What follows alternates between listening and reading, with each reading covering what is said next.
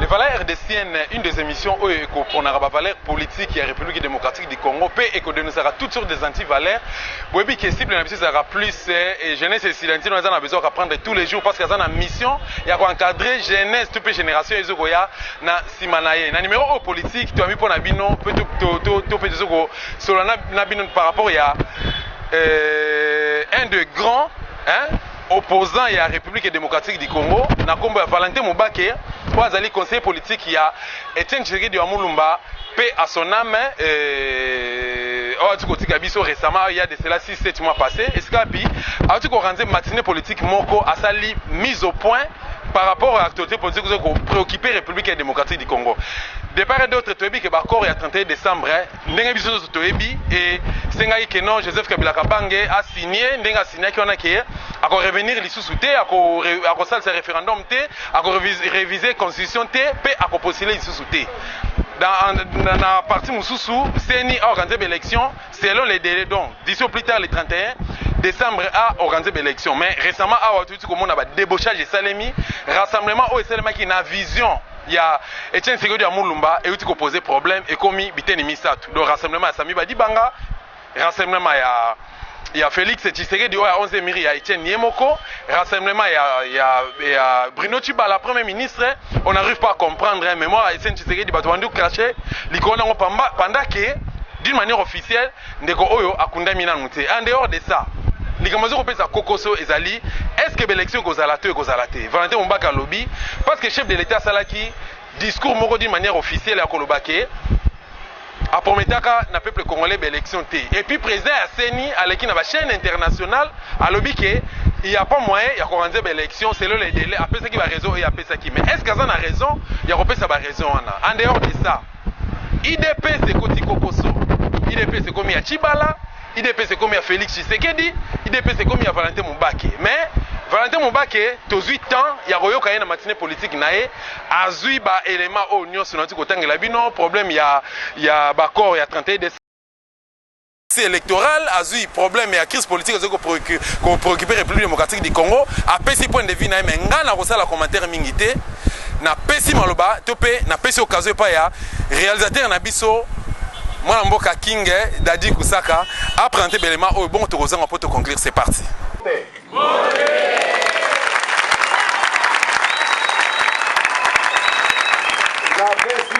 Sombo tempo na moni boye penza ebele mara sima na kanisi tokozalaki na etage kuna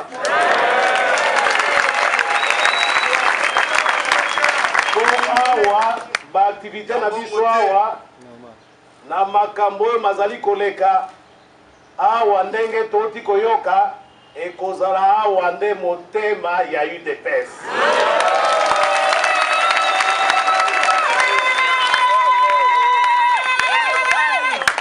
Basirene esili na bandai koyoka basirene sans effet okangi mwa parenthèse wana lelo bandeko oyo bazali nzinga na ngai boza kopesa bango ba rapport obi aloba ero na lobi ya solo eleki mwa mikolo il faut na loba po mokonzi alobaka pamba te boyebi papa na biso ndenge abandaki koloba soki abeti loba tina ezali lokola lelo mpe tina ezali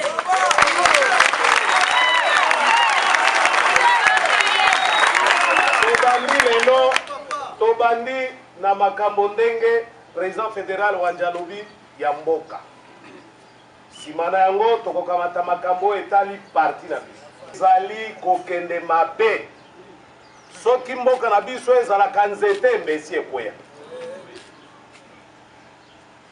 ndenge nini mboka kitoko boye mboka makambo ebele na se ya mabele na biso richesse ebele tokoma na niveau oyo tokoma na niveau dollar emataka po toza na devise te tokoma na niveau bazokataka bato bakingo lokola bantaba tokoma na niveau papa akoki lisusu koleisa mwasi na bana na ndako te bana bakoki lisusu kotanga te 16 ans bazokamba soki ya modele nini po tokóma na esika oyo atako balimbisaka bato atako balobaka o problème ezali me ya motindo oyo te explication nini Kabila akopesa biso tokomi na le 19 décembre 2016 président Tshisekedi alobi na ngai Valentin il faut ndima négociation naboyaka makambo ya négociation na Kabila bandakala boyebi yango tosala awa campagne anti-dialogue Kabila kojo nakosi baninga bamemi Tshisekedi ti na porte ya cité ya Union africaine biso tobimisi ye na porte wana nakosi na poto kuna bazali kobeta maboko na écurie na bango wana baye kobenga rassemblement bakomi awa bakanisi bazomema Tshisekedi na cité ya Union africaine 29 basali mwa lingoma na bango wana pembeni ya Tshisekedi abeteli bango penza boyokaka iboko abi kojo azali kabiliste munene kao bango te victoire wana euti wapi awa na lemba tomikosaki pete nde tokei sikoyo nsima Tshisekedi alobi na ngai nayambi mindele bazali koloba na ngai basanction me toza komona eloko moko te il faut ndima négociation mpo ayebaki ke ngai naboya biloko wana ayebaki mpeke naboyaka yango na ntina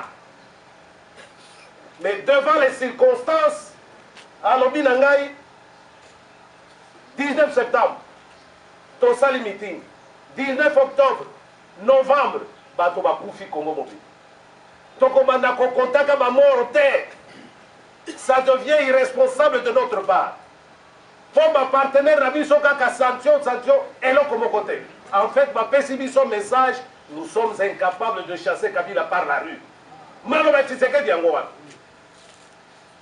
nga nalobi na ye président comme ça vient de vous nandimi yango mais tokokende kuna lokola ngulungulu te il faut te poser ma condition alobi bacondition ezali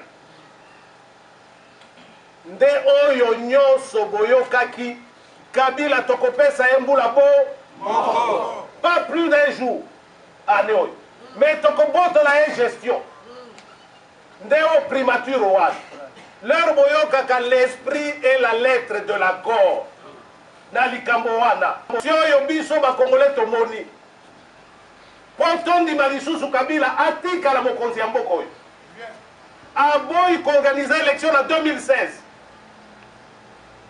tolobi tokozikisa mboka te topesa ye mbula moko me na mbula wana tobotola ye gestion ya mboka oyo babengi primature elingi koloba boye l'esprit le fait d'avoir accepté Kabila malgré tout ce qu'il est Kabila doit accepter le premier ministre que Tshisekedi va nommer et je ne dirais pas malgré tout ce qu'il sera non avec son profil approprié boyoki parce que na accord profil ya chef de l'État ezali profil ya premier ministre ezali donc Kabila ne peut pas demander yena majorité na ye 3 non soki biso tolingaka batunaka biso nani tolingi azala président tolinga totia Kabila alors ye mpe il faut andima premier ministre ya biso et surtout que ce premier ministre correspond à un profil oyo akoloba pesa 3 non mais ça veut dire quoi ça 3 mais basango bayebisaka biso na 5 ans j'anticipe likambo ya 3 non euti na rassemblement boyoki ngai baeveke baza koyoka ngai baloba na biso lere totuni bango ndenge nini makambo ya 3 no boye abi euti kuna epara bino na rassemblement donc likambo wana ya rassemblement nakofongola parenthèse nango nazokoba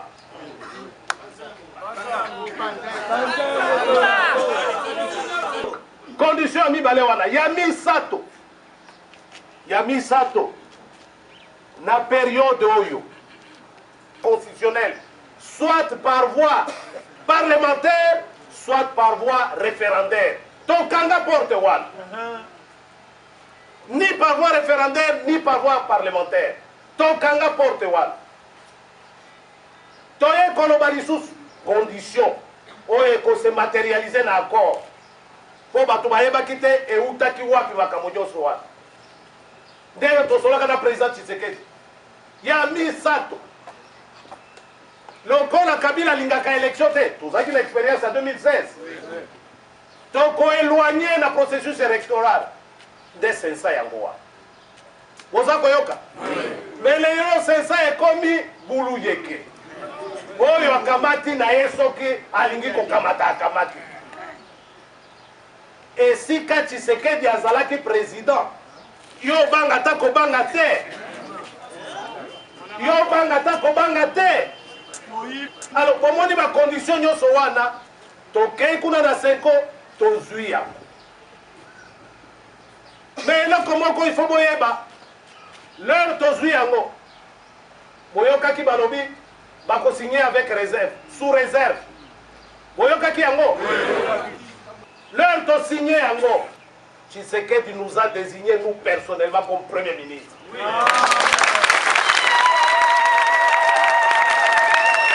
ezali mpona kosakroche na yango te nalobi yango mpo ezali testament politique ya Tshisekedi baoyo mpe bazali kofabrike mikanda ya lokuta bayebi yango nde eloko ya pasi yango wana yo oyebi Tshisekedi yo ozali pembeni na ye alobi na yo yo te afandisi yo na réunion bato mosusu bazali aloba likambo wana yo banda kosala likambo mosusu okende mosika te okende mosika te munoko na nganganga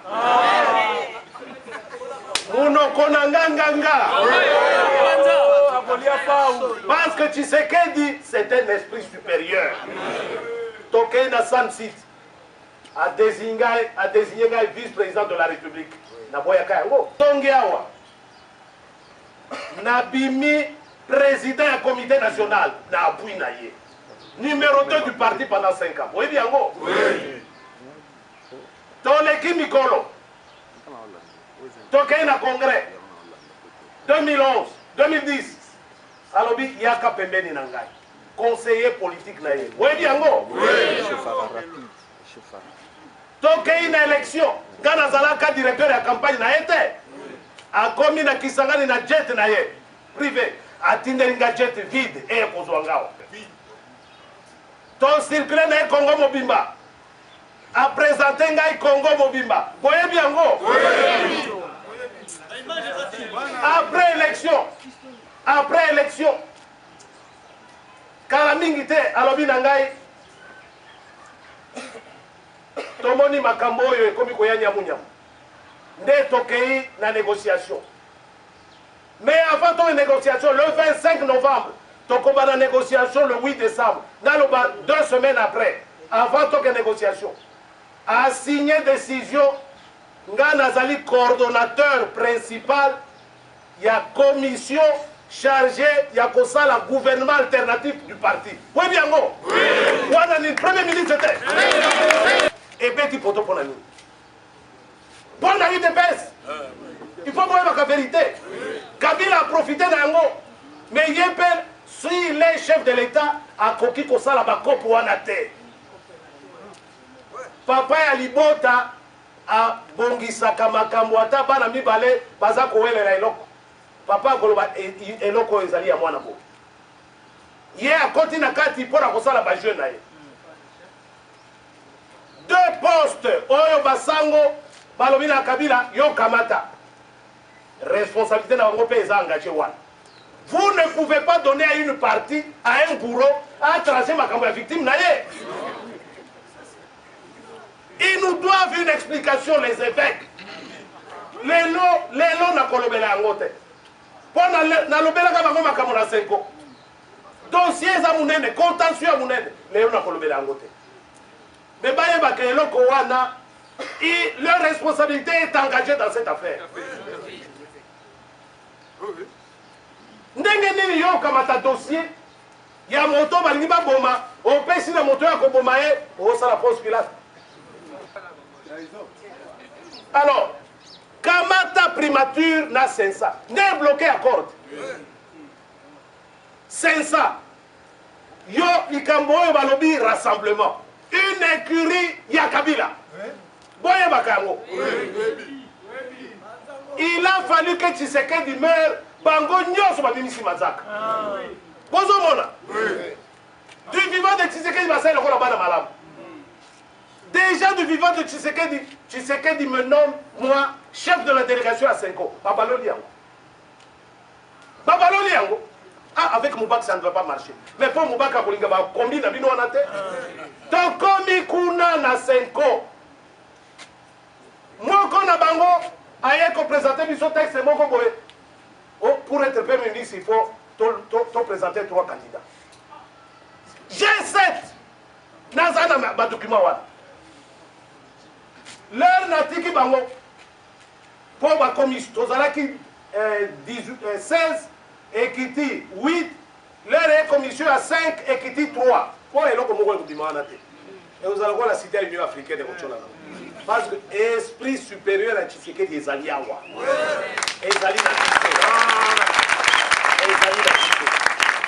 Nous allons préparer un homme à Lembe. Avant-hier, tozui la liste définitive pour Tobinisa. Au lieu de beaucoup mi balé, beaucoup moko ya munene. Beaucoup moko ya munene. Tokomi sikoyo, batwa bino ba élection exacte mulo. Et maintenant, qu'est-ce qui va se passer? Le Koutanyo se banda qui n'a fichier électoral. Fichier balobi ya sika, ezali même pire que Oyakala. Oui? Soki ba enrôler yo awa. Na lemba kaka centre moko. Par exemple, Oya Alliance awa. Yo kende na école Notre-Dame d'Afrique. Ba ko enrôler yo te.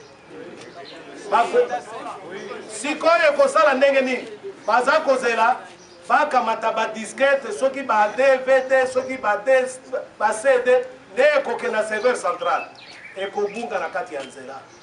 On a connu ça en 2006 et en 2011. Donc ekozala poto. La seule conclusion à tirer c'est que Kabila doit partir. C'est tout. Parce que l'objectif de l'accord, c'était quoi?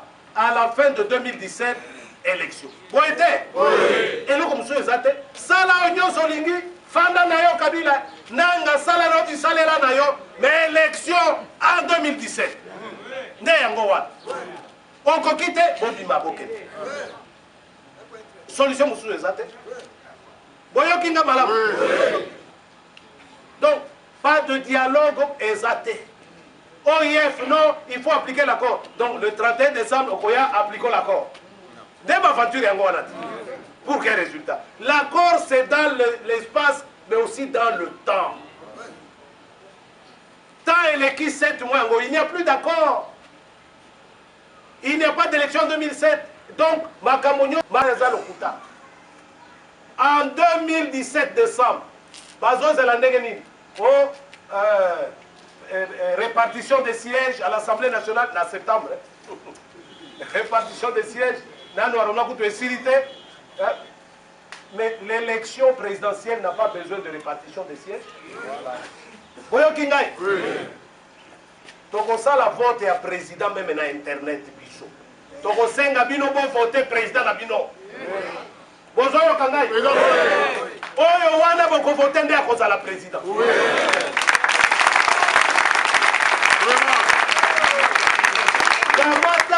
Kamata likambo ya ba Congolais de l'étranger. Est-ce que vous avez encore besoin de Belango?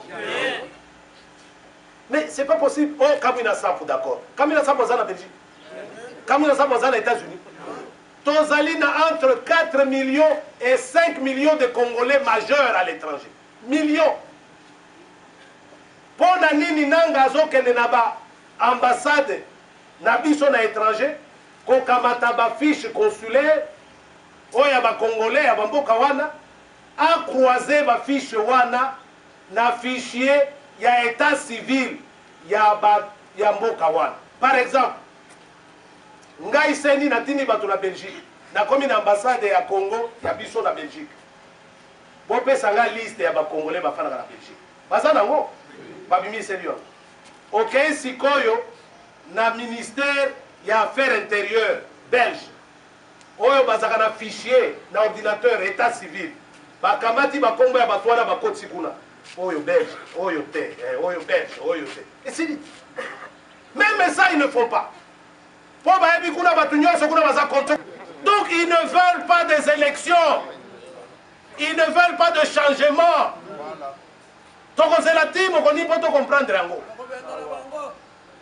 Donc bomoni makambo oyo ekomi clair yango nalingaki nayebisa bino makambo esika mboka ezali makambo esika parti ezali kala mingi te bokozwa bato nyonso basinyaki awa bakozwa bainstruction ndenge nini deja na baprovince basignataire nyonso par exemple ya Maniema bakodésigne moto na bango balingi azala na directoire. Boyoki ngai? Amale male endemi. Chibala asalaka biloko na ye. Donc basignataire na biso bakodésigne moto na bango oyo ya est oyo ya Maniema. Nord Kivu pe bakodésigne, Sud Kivu pe bakodésigne, Katanga pe badésigne. Siko oyo bakozala désigné pona kosala tamisage ekokute biso cher te. Bozo comprendre? Donc leur bokozwa ba instruction na bomilengele bosala mosala wana rapidement tobimisa nouveau leadership ya UDPS oyo moto moko kotelema liboso na yango aza te mpona lelo na succès.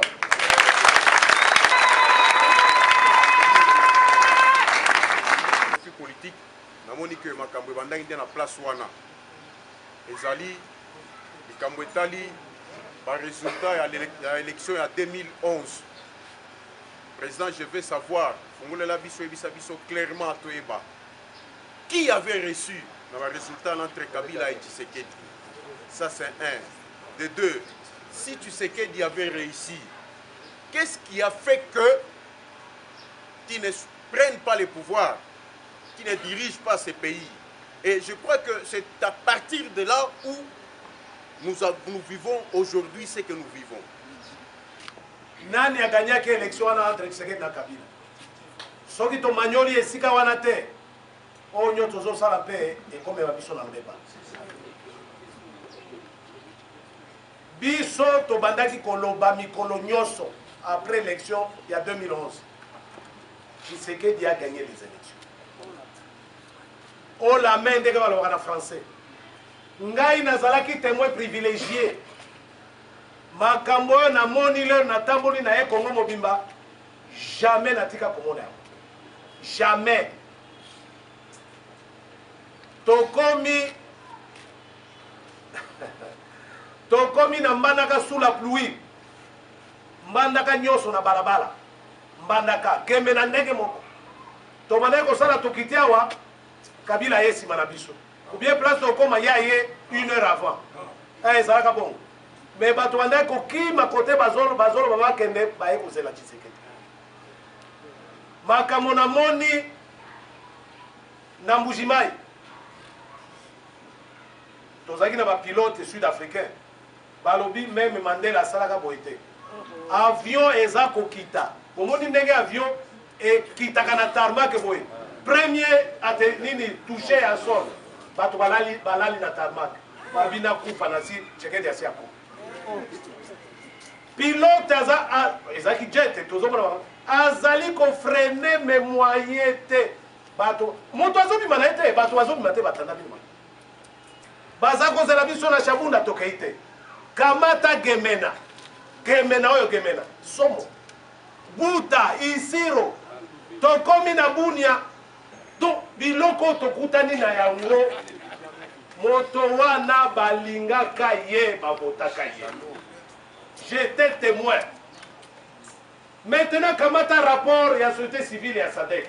Balobia. Kamata rapport, il y a Centre Carter, Jimmy Carter. Balobia. Kamata rapport, Il y a l'église catholique romaine. Pour nini? L'église catholique avait signé un accord dans le secret avec la société civile. Bakamata qui est échantillon, il y a un électeur. Après l'élection, il y a une tendance. Et vous avez 10 000 personnes échantillon. Échantillon, ça a 1000 personnes. Erreur, il y a 3%. 10 000, donc pas d'erreur. Après quand il y a élection, après quand il y a vote, résultat est diminué. On dit que Tshisekedi avait 68% à lui seul. Dans une élection, un seul tour, où il y avait 11 candidats. Donc il a écrasé tout le monde. Donc Tshisekedi a gagné les élections. Là, il n'y a pas de doute possible.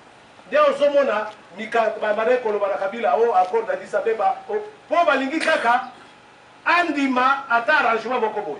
Pour l'année Kobon de la Yen, là, on dit qu'il y a un code minier. Là, on dit qu'il y a un code minier. Na bitumba nyonso ezala makambo na sampo ezala est ezali oyo ezala se ya mabele na nde eza ko dicter makambo nyonso wana. Moi j'étais témoin motomoko ya communauté internationale la kotanga kombo te. Pour vous rappeler en 2012 ba janvier bon. Et les nani ba résultat va proclamer en na décembre le 23 décembre janvier boye motomoko avec Tshisekedi pour Tshisekedi dans le baka. C'est la mot d'ordre. Vous vous rappelez? Oui. Alors, et pas ici. Moi, toi, Nabengi président au sein de la négociation. Ne mettez pas les gens dans la rue. Dossier Nayo et Zanamabo Konabiso, nous allons régler ça. Il est là. Elingi Kolobaboye. Tshisekedi Abanda Kolobanabino, pouvoir écouter Zalinde. Alors, prenez-vous en charge. Il y a pas besoin de le dire. Nous, on n'est pas des violents. Mais tu condiments les sous-sous, vous en battez. Toko ndimango lisute otie libaya totie libaya oyo bakokufa bakufi oyo batikali balibere mboka bakeli bozo. L'instruction elle seule prendra déjà 2-3 ans. Or biso doit la mbula moko. Mais ma biso directement dans l'élection avant la fin de l'année. Nde mosala na. Na yebisa ki amo Kabila. Na yebisi ebe boye. Parce que je vous le dis ici devant Dieu et devant l'esprit de Tshisekedi. Parce que j'en avais parlé avec Tshisekedi. Ceux qui ont lingi ba garantie. Tokopé ça yo ba garantie pour mboka itikala. Mais il y a des choses que nous ne pouvons pas vous garantir. Oyo dépend na bisote. Nakanisi moko a comprendre. Ceux qui moi si a Tchebeya a lobby a kofunda yo. Ya biso ni nakati. Ya biso ni nakopé ça. C'est un crime imprescriptible. Mais ceux qui ont lingi, on en a 40 gardes du corps. Topé sur 100. Au lingi, on en a 3 maisons de l'État. Topé sur 10. Au lingi, on en a 3 jeeps. Topé sur 30. Ça on peut faire.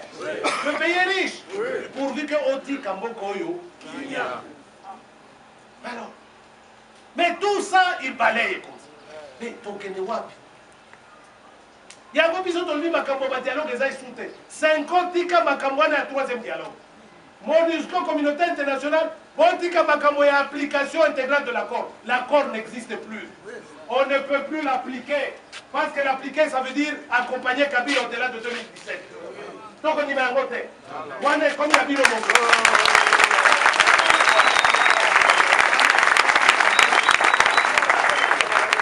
Wana ya biso lisusu. Ngai motomoko akoki kobengana na UDPS asate.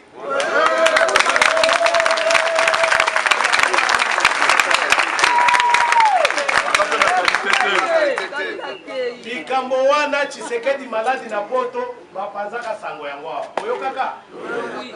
Na kei kuna kosenga kuta na ye basali nyamunya. Na kei malami bale ya mbingai. Apesinga mission na ndenge na zonga kao. Po ya liboso ayebaka kutu teka nazalaki kuna. Ba dossier wana nano tofungola yango. Eza dossier a soni na mawa. Parce que Tshisekedi est parvenu à hisser l'UDPS au niveau national, le seul parti. Oya mbongo te, mais ya boli. Voilà. Sikoyo yo okamata yango ko réduire yango na niveau ya province ou ya clan ou ya eza soni. Eza soni. Otomoko te. Po babandaka déjà complot wana Tshisekedi ya boya kama kamwa. aye kolakisa bango mpe na biso nyonso bazali pembeni na ye oyo Tshisekedi anomaka na baposte ezali Valentin Mubaki baposte ya likolo likolo nayebisi bino nga ezala vice-président de la République ezala premier ministre ezala président kaka serviteur na bino donc moto moko akobengana nga na UDPS aza te nasala mbeba moko te po soki osali etumbu il faut en punir. Dans ça, il est allé rencontrer Kabila. Yo okutanaka na butu butu. Pour solo la kanika mo. Avant la kutana Kabila, bolinga boye bango. Ko Kabila yebisa nga yango. Kabila kutanaka na bango. Chilombo yake awa avec monsieur Abbas, conseiller spécial de Sassou Nguesso. Ah, il m'a dit ça Kabila. Ayewa, moi je pensais moi Kabila que c'était pour les obsèques du patriarche d'Azobega Tshisekedi. Mais Bayawa Banikolo Banangai, pourquoi vous traînez pour me nommer Premier ministre? Est-ce que c'est ma tête qui ne vous plaît pas? Boyoka. Likambo Nazolo Bayango n'a pas si. Kabila Lobi Nangaboyi. J'ai arrêté cette conversation immorale. Vous vous imaginez? Et puis, immorale. Alobi Mengai Kabila. Leur musée à Koufaka. Nazelaka Nanoba Kundaye avant de prêter serment. Vous vous imaginez? Vous vous imaginez Kabila a coupé sa leçon.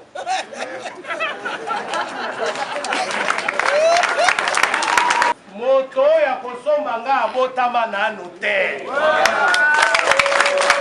Comme on a Dosta Kimbanzi, journaliste à la CCTV. Yali Bosso, vous parlez de l'IDPS. Pendant que c'est l'IDPS, c'est dans la 11e mairie. Namoni 6000 signatures à pétition, on a document la Kissibiso. Et puis, conclave, de l'autre côté, la congrès. Naïbité, où en sommes-nous avec l'IDPS? Pendant que Etienne Tshisekedi, Azana Morgue, Akundama, entre guillemets, mémoire naïe, tout ça, ils ont sillonné, ils ont circulé partout. Famille naïe, position et ébanité, gouvernement, position et ébanité. M. Valentin Mubaki, il y a quelqu'un qui est en prison. À Tiningana, on a posé une question, où en sommes-nous avec l'IDPS?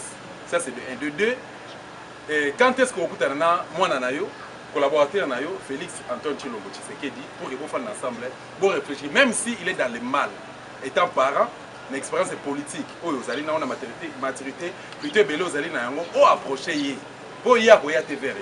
Yo, ça n'a pas verre, qui moi, na fanda, tout sur la peau de sauver.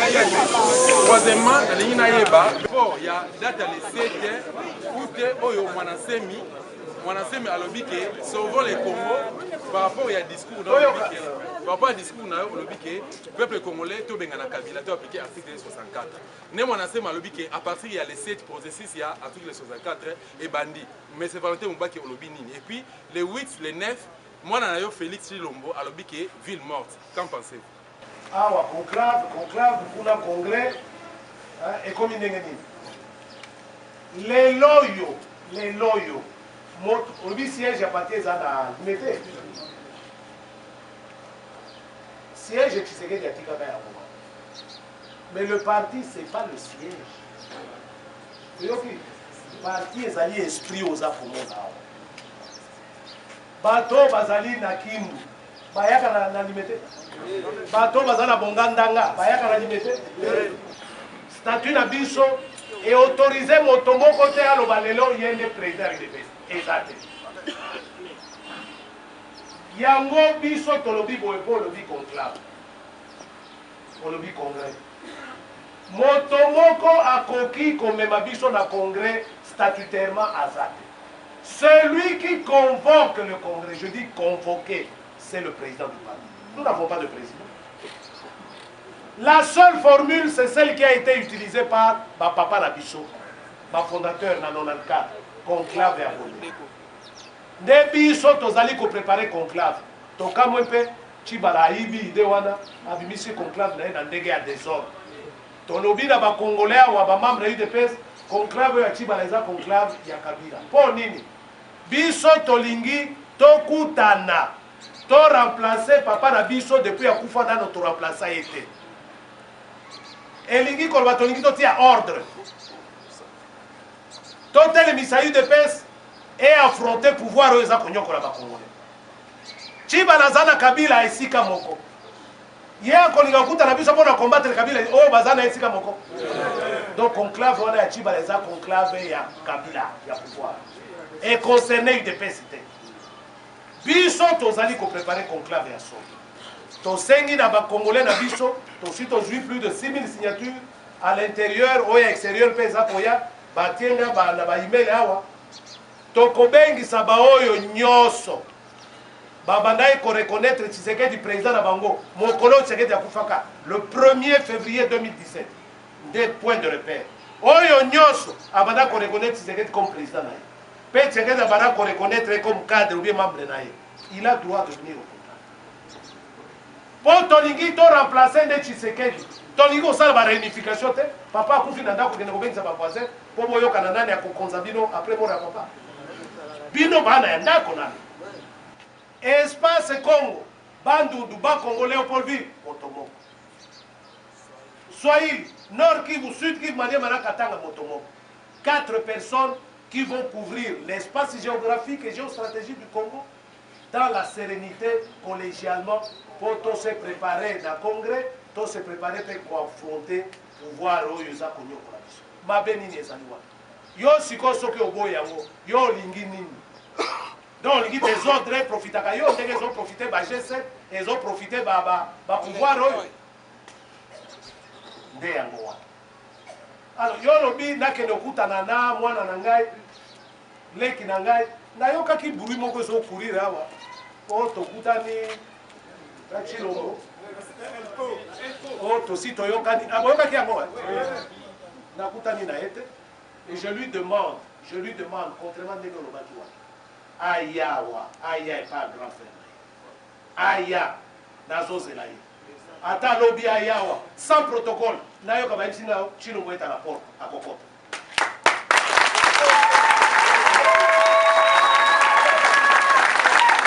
Ngai na maele na ngai na monaki le 20, le 21, le 22, le 23 janvier 2015. Vous vous rappelez en gros? Ils auront 3 jours. Oya Mwanasemi pe Ekobanda le 7 et que le 8 et le 9 mais Koutani na ville morte ya Monusu sobite bo fa na banda. C'est la confusion là. Banda na yo. Elingi koloba boye. Moko na kati wana azwana ye banaka. Avant il y a 3 mois. Avant. Le 7 bobi mabino nyoso bobenga na pouvoir. Na ndenge ezalaka kobimaka lelo te makambo nyoso esili. Un jour, 2, 3, donc on a janvier 2015. Et le 21, le 22, le 23, même le 24. Yo, Ekobima, Olobi, le 8, le 9, ville morte. Bon, on a ville morte. Nani sikoyo, batwa kosala. Oh, ya Mwanasemi kokuta na ville morte mbalusu. Et comme aventure na lycée. Moko na bango aza kokosa basi. Ya bo biloko wana biso tokota na kati. Otomone ya baventure.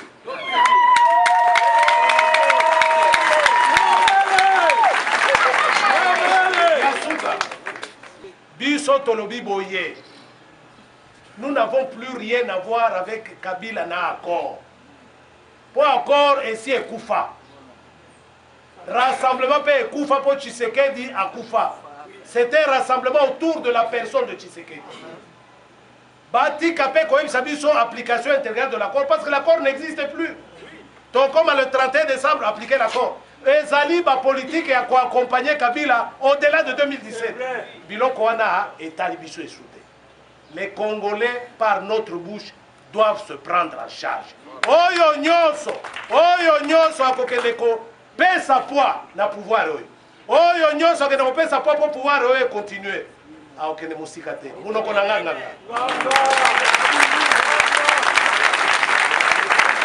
Nangande sepesi bino ba téléspectateurs pe ba fidèles ya valeur RDCN boyebi que to s'engagea vraiment mingi na musala o pona ko luka ensemble ko ressortir peuple congolais to pe République démocratique du Congo na kata crise oyo ezimboka en otage. Mais que dit le texte? Il y a IDPS, c'est-à-dire IDPS et Lobinin. La Fali IDPS Moubaki ezala IDP Chibala, IDP c'est Tshisekedi, Topé IDP c'est Kibasa. Vraiment, on est déçus, on est désolé avec de tels politiciens.